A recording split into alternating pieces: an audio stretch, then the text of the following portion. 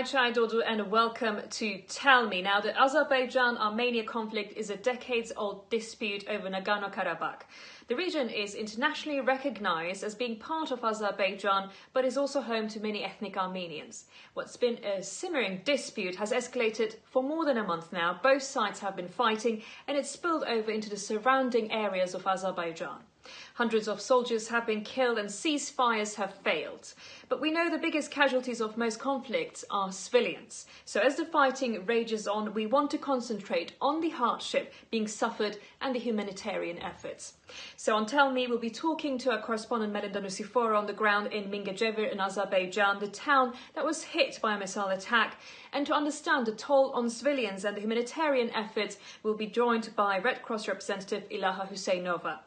So first of all, let's cross to Melinda there in Mingajevir, a town, as we said, which was hit by a missile attack, which hosts also water reservoirs and a key electricity plant. So Melinda, tell us your observations so far in terms of civilians. What have they been saying there?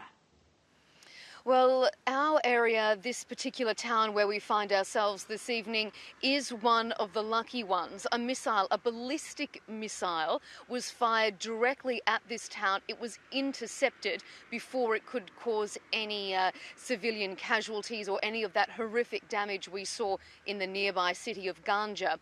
It is interesting, though, that this is an area that was targeted. It is kilometres and kilometres away from the field of battle, the conflict zone.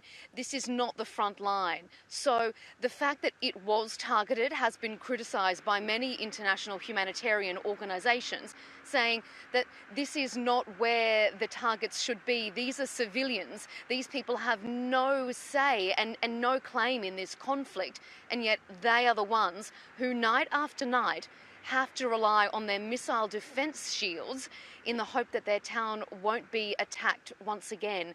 In the last 24 hours, 6 more ballistic missiles have been intercepted, allegedly fired from Armenia into Azerbaijan villages, targeting civilian areas, again, hundreds of kilometres away from the actual battle zones. That is what's causing a lot of concern for humanitarian organisations.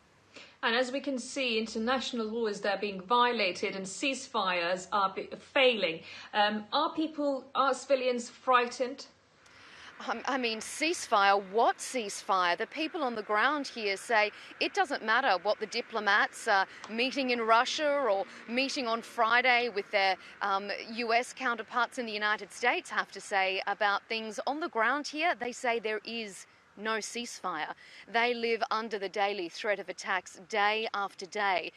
The town of Terter, which is about a 1 hour's drive from where I am at the moment, is right on the front line. It's just too dangerous for us to be anywhere near there at the moment. All the media has been pushed well back from that front line because they have not had a single day without shelling since the 27th of September.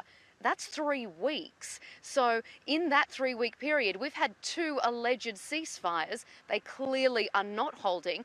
People are afraid, but in towns like this one, they're saying they're not going to leave. This is where their businesses are. This is where their family is, and they're not going to let fear drive them out. Well, thank you very much for that update there, Melinda Nusifora from Azerbaijan, and do take care of yourselves there.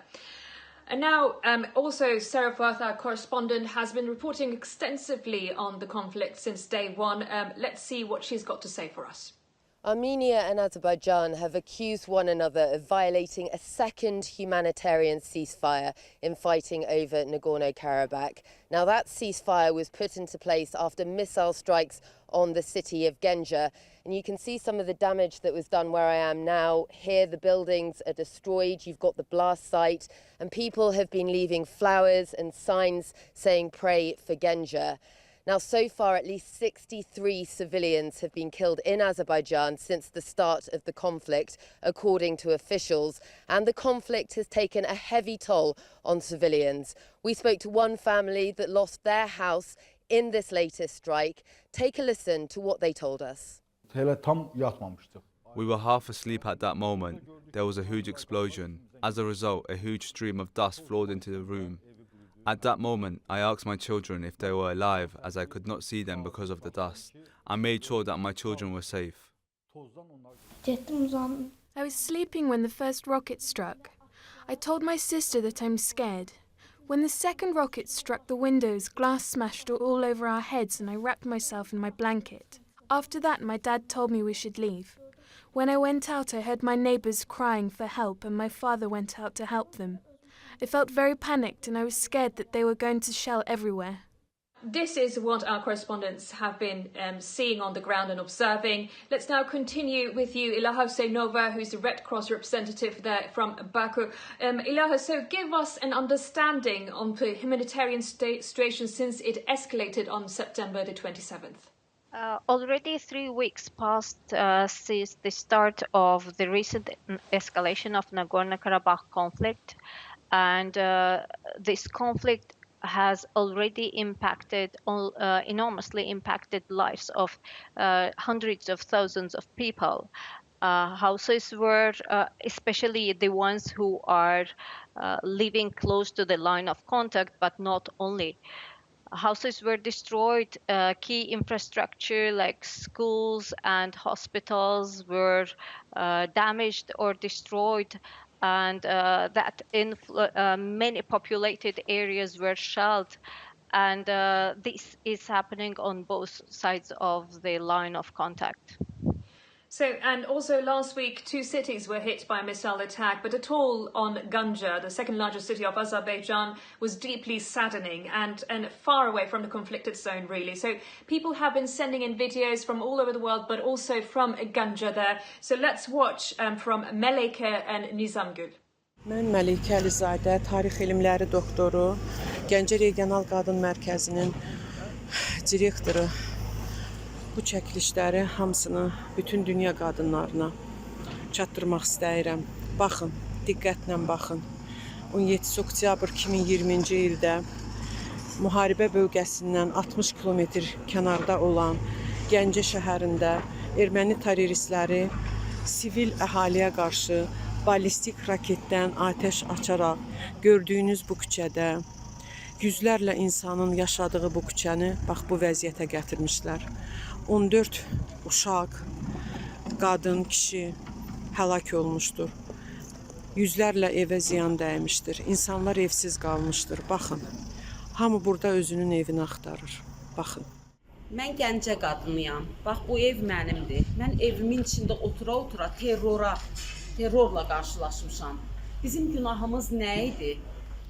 Biz səsimizi qaldırırıq, qoy bütün dünya qadınları bizi eşitsin ki, qadınlarla, uşaqlarla müharibə etməzlər. Now, Ilaha, especially actually women have been reaching out and sending these videos on this program today. So what's the extent of the damage in Ganja city? I believe many were left homeless. So have they taken shelter? Where can they take shelter? Unfortunately, Ganja was also impacted by the recent escalation. Civilians were killed, civilians were wounded, and we are sorry to see how the conflict ruins people's lives. How many people lost their loved ones, left with homeless. Some people lost everything they had. It's painful. It's really painful. And as far as I know, a lot of people, local authorities, family members of those affected, as well as ordinary people, help those people who were affected.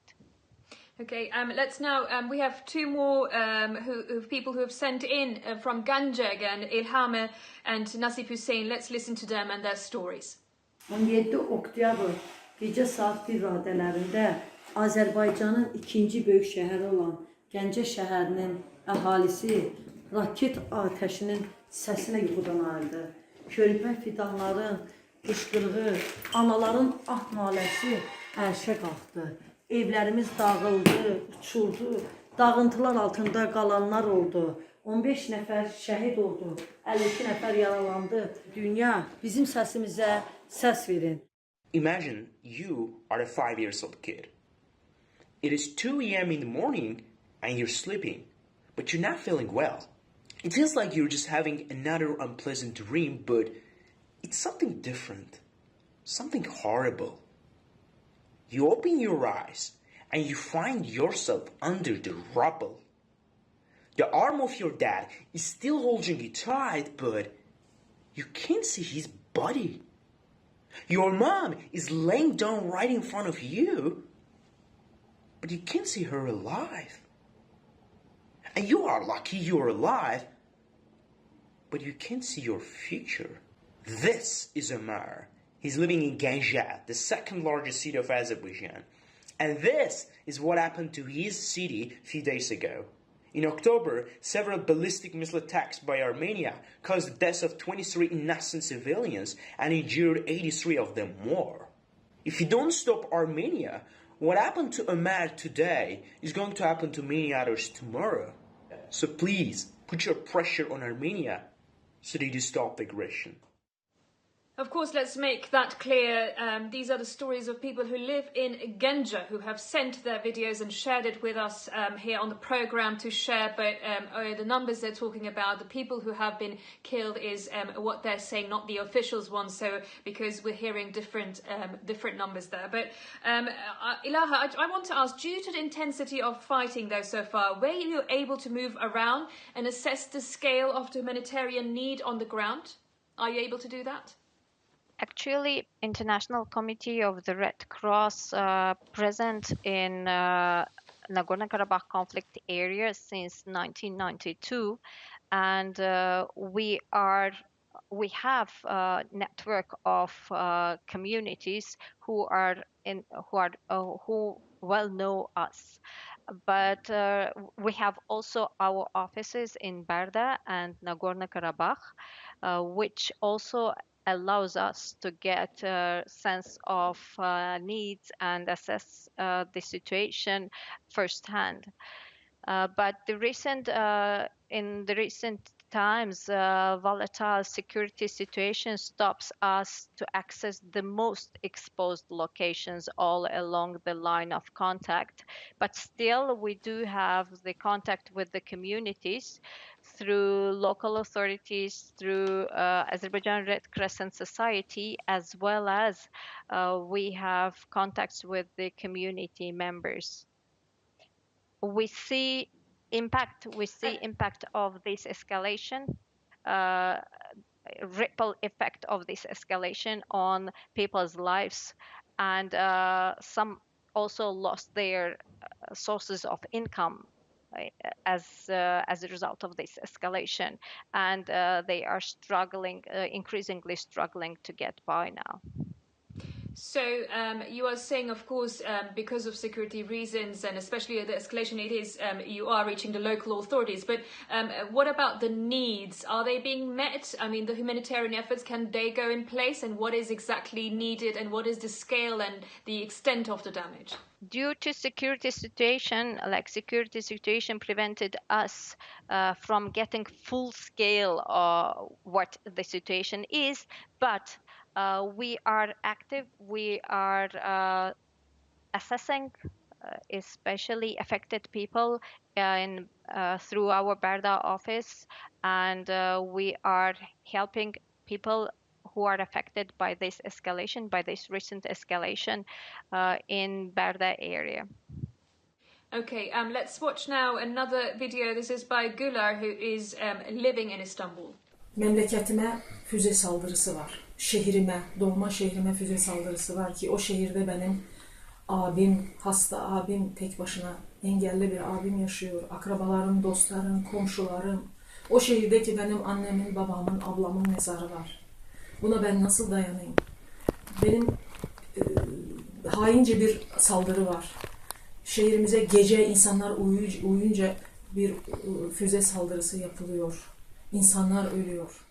Now, of course, there are many who live far away from their family, and they're concerned for their country, for their family and friends. And Ilaha, so as now winter is approaching, though, what are your main concerns here, and taking COVID-19 into a factor as well? In areas affected by the escalation, not only houses were destroyed or damaged, but also infrastructure like roads, gas, electricity have been also damaged, and that worsens the situation even further. We are trying to support affected people as good as we can, stepping up our humanitarian response to recent escalation. But for sure, when the weather gets colder, the needs will increase even more. And as you mentioned, let's not forget about COVID-19 as well. In the areas located in close vicinity to the line of contact, the also health infrastructure was damaged. Yes, especially if there's a surge at this moment throughout winter, which in many countries we are seeing. So physically though, Ilaha, so what kind of help is being delivered? We are having an ongoing assessment of the needs of people, of civilian, and we are registering those who are in need, who were affected by the recent escalation. We supported people with as the situation requests, with hygienic items, with the disinfectants, with through especially National Society. As you see, National Society also supported them with first aid assistance, also some of them with food and water delivery. Also, we are supporting people in need with psychological support, psychological advices as well, because of course, in this situation, stress also has a place. Of course, and now let's watch a video by Özge Uzun, who's a journalist from Turkey but lives in Baku and has been reporting for years, and she's sent a different observation. Geçtiğimiz hafta Gence'de yaşanan saldırı, sivillerin yine katledilmesi, özellikle bebeklerin ve çocukların katledilmesinden sonra dünya basınının bu konuda üç maymunu tabiri caizse oynamaya başlaması, amayla fakatla kurulan cümleler hakikaten içimi acıttı. Çünkü şunu biliyorum ki acılar kıyaslanmaz hiçbir zaman için. Nasıl geçtiğimiz aylarda Amerika Birleşik Devletleri'nde siyahi bir gencin öldürülmesi sonrasında bütün dünya bir olmuşken, daha geçtiğimiz hafta Fransa'da bir öğretmenin başının kesilerek öldürülmesi herkesi ayağa kaldırmışken, burada bir terör eyleminin adına savaş bile deseniz, savaşın bile bir ahlakı, namusu ve etiği vardır. Bütün bu kuralların çiğnenerek yapıldığı bir katliam sonrasında, hele ki çocukların öldürülmesiyle beraber dünya basınının ve birçok kişinin, önde gelen liderlerin bu konuda gözünü yumuyor olması hem insanlığımız hem de yaptığımız iş konusunda beni gerçekten büyük bir kaygıya sevk etti. Now, Ilaha, I believe it is an important factor she's talking about, that war also has its rules, ethically, morally, and to protect and spare civilians. So what are the obligations under humanitarian law? The sides to the conflict should always spare civilian and civilian infrastructure, distinguish always civilian and military targets, and populated areas. In the populated areas, the weapons should be carefully selected. The used weapons should be carefully selected as well.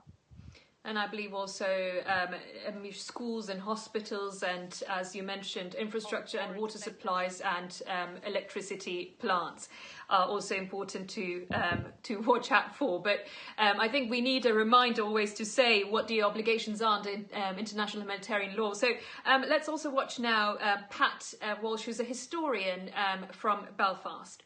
The ballistic missile attacks on Ganja by Armenian forces have clearly only one intention, and that is to kill as many civilians as possible. They are a form of terror bombing and need to be condemned by the international community as constituting a war crime. The fact that these missiles have been launched in the dead of night when people are sleeping safely in their beds at their most vulnerable shows that the intention is to inflict as many civilian casualties and cause as much terror to the civilian population of Azerbaijan as possible. It's clearly unacceptable because Ganja is not in the war zone, it is not a military target, and it is not part of combat operations in any way at all. So it really needs to be condemned quite vigorously by the international community as a crime, and essentially that it isn't acceptable in warfare. So, Ilaha, do you think the international community is actually doing enough? I can answer for us as a humanitarian organization what we do in such situations. And we are not a political organization, and we are here assisting civilian and those who are victims of the conflict as far as good as we can. And especially when it comes to those humanitarian efforts, though, internationally, apart from, is enough being done, do you think, or does more need to be in place? I think that will be clear when there is a possibility to have a full-scale assessment of the situation. Now there is, due to the security situation, it's not clear yet the full scale of the needs. Approximately, you can understand, you can get what are the needs, but to have full scale assessment and needs assessment, you need to have access, you need to be able to get to all those affected areas and to be able to meet with all these affected people. Okay, let's have our last video, which is sent by Ayca in London. Hi, my name is Ayca. I'm a 17-year-old student living in London, originally from Ganja city. I could never remain indifferent to any act of aggression, especially terror. Seeing all those innocent people pass away is just heartbreaking. Today, the situation is twice as hard because these events are happening in my hometown. My family and friends live just few blocks away from the buildings that have been demolished. I would like to encourage everyone to raise awareness. I want justice, and I want these crimes and inhumane actions to have an end. Thank you. Now, ceasefires have not been a success so far, as we can see clearly, but Ilaha Huseynova, let's have a final message from you to wrap up the programme, especially when it comes to civilians. Since this escalation started, we as International Committee of the Red Cross asked and called the sides to the conflict to spare civilian and civilian infrastructure at all times. Civilians and civilian infrastructure should not be targeted, and the infrastructure which is important for people, for civilians to live and to continue their regular household works and the regular life should be protected as well as schools, as well as hospitals, and we conflict sides need to respect and to create possibility for civilians to live their own lives, to continue their lives. Well, thank you very much for joining us on Tell Me this week. Ilaha Huseynova, Red Cross representative from Baku. And that's it from us on Tell Me. So it is women, children, families who carry the burden of conflicts and wars and who are left hurt, who are left with losses and sometimes with nowhere to go or having to go to unfamiliar places. So let's not forget this, and we leave you with these pictures. Until next week, bye.